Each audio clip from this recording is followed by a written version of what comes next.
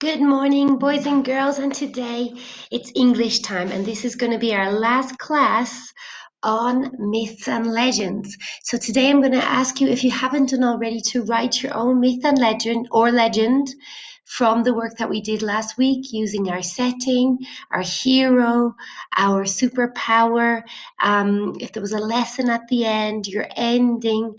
And I want you to write a little story about that if you haven't already done it. I know some of you have already done it, okay? Now, I'm going to share with you one of my favorite legends from my country, Ireland. It's called Tír na nÓg. It's the story of Tír na nÓg, Oisín, and Niamh. Once upon a time, many years ago, there was a group of brave and elite warriors called the Fianna. They protected and guarded the High King of Ireland.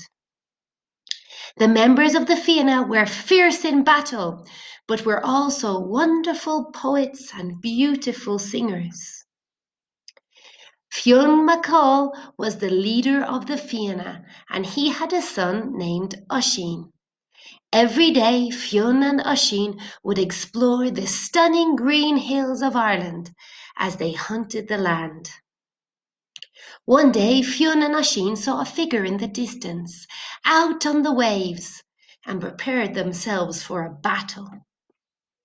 As the figure drew closer, Oisín saw that it was a beautiful young woman on a white horse. They were in awe as the young woman approached. She had flowing golden locks which gleamed in the sun and had emerald green eyes. The woman began to speak. "My name is Niamh, and I come from the land of Tír na nÓg.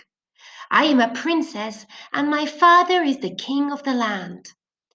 Tír na nÓg was the land of eternal youth, where no one would ever grow old.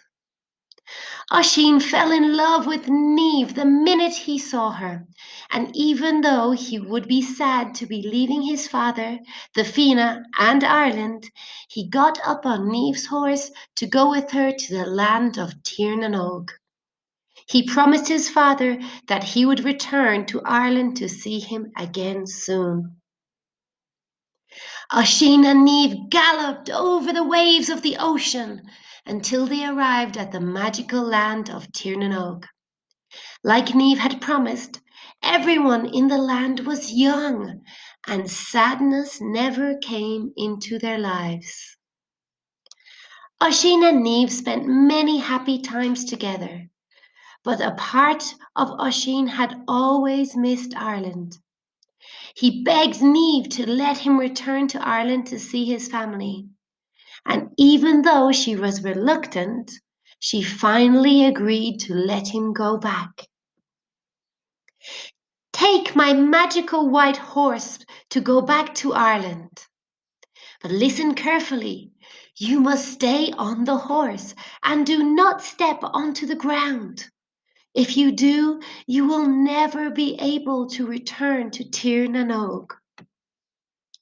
Oisín headed back over the seas on Niamh's horse and arrived in Ireland. When he got to Ireland, he noticed that things had changed. The Fianna no longer hunted the hills, and the castle that they had lived in was falling down. He hadn't realized it, but he had been away from Ireland for 300 years. As he was roaming around the hills, he met a group of old men who were trying to move a huge rock. He leant down from his horse to help them, but he lost his balance and fell to the ground. The moment Oisín fell to the ground, he aged by 300 years. He became a frail old man. He asked the men about his father, Fionn and the Fianna, and they told him that they had died many, many years ago.